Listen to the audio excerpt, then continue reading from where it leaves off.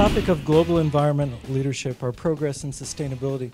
I've been asked to say a couple of words about this, and actually my point of departure is very much, I hope, consistent with where we are in the topic itself. This is a very, very complex issue, and in the tradition of the liberal arts, which is really the cornerstone of what we do at Trent, we need to bring multiple perspectives to examine this issue. And towards those multiple perspectives, we will have many people giving their points of view.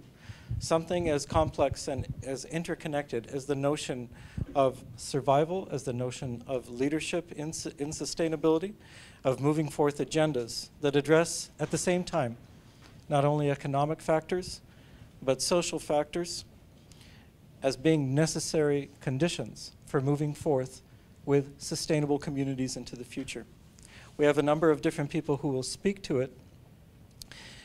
But the other aspect that I'd like to highlight, we are at a point in time in our history where speaking of sustainability is not enough. Insights alone did not sufficiently address the situation.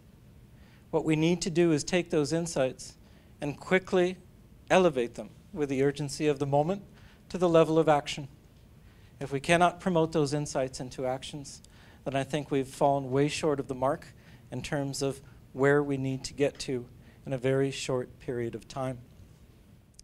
And I'm so glad, Dan, that you ended on a much more positive note there, building on the optimism, because it's so simple to be overwhelmed.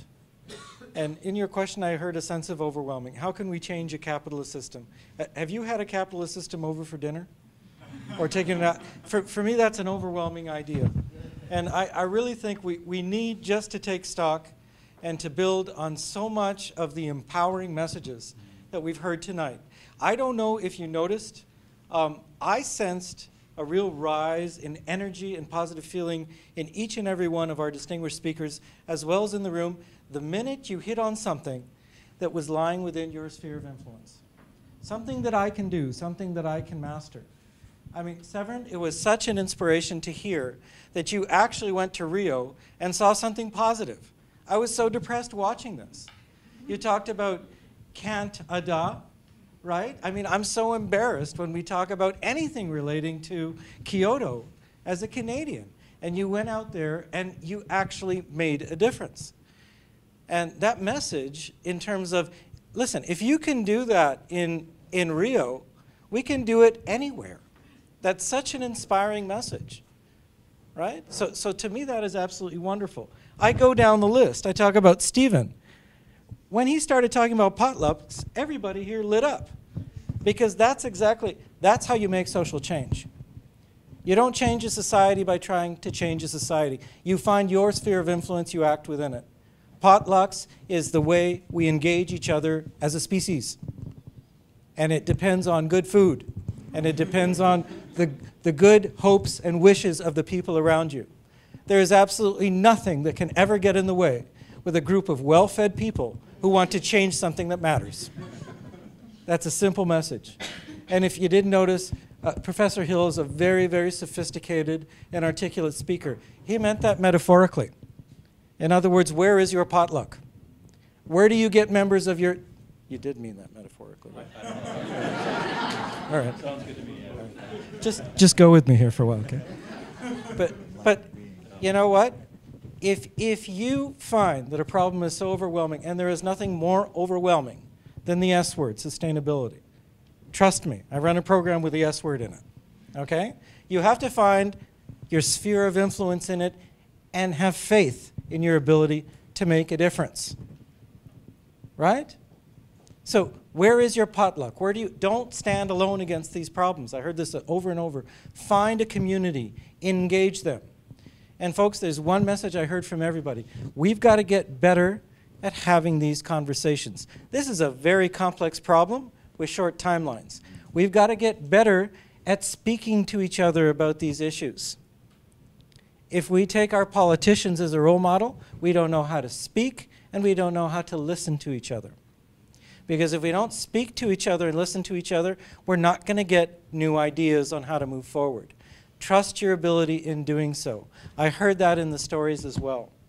I'm going to wrap up real close, folks. I know everybody's tired, but I'm just so inspired by what I heard today. Okay, Helena? You did it. You found that sphere of influence. You went out there. You saw it. It was real. It inspired you. If we could do 1/10 of what you've done, thank you so much for that inspiring story. Right? If each and every one of us did that, that's critical mass. Then things change. Nobody gets on a Disney ocean liner for a vacation anymore. They think about the impact. And that's how you change the capitalist system of tourism in the largest industry in the world. One event by one event by one event, critical mass, it changes. That's how it's done. I want to summarize and conclude in terms of Julian's inspiring message, because you brought it back home. You said, where empowered action happens here on campus, right? We teach you in universities, new understandings lead to new actions. I promise you, 90% of your classes talk about new understandings, and then we don't tell you what new actions to take. Keep us honest. Be persistent. Find that empowerment in saying, yeah, that's a new understanding, and the new action is, right? We can get very complacent if we don't have people keeping us honest. Do not go into a single class. And we can do this, but we need you to give the urgency in terms of saying universities have new understandings, because there's nothing as powerful as a good theory to generate new actions. Remind us of it. That is your sphere of influence. It is an absolute huge sphere of influence. So, universities are a great catalyst. My last message is, community members, welcome. Keep us honest. Demand the actions, because we're supposed to be one of the sources and catalysts for new actions to come out and revitalize community. We've been entrusted with a sacred time in young people's lives where they can redirect and reorder and establish priorities before they go on to the day-to-day. And Dan talked about one of the most fundamental journeys that we all should be on. If the work is so significant, then what we really need to do is really come back and question fundamental values. In order to change habits, we need to question fundamental values. And we need to talk about this because it's very, very difficult terrain. I've been tremendously inspired to continue that dialogue. I hope you all have as well. And I really do wish you could all join me in thanking not only the sponsors, but also thanking our speakers and thanking Severin for coming in from so far away to help join this conversation. Thank you to everybody.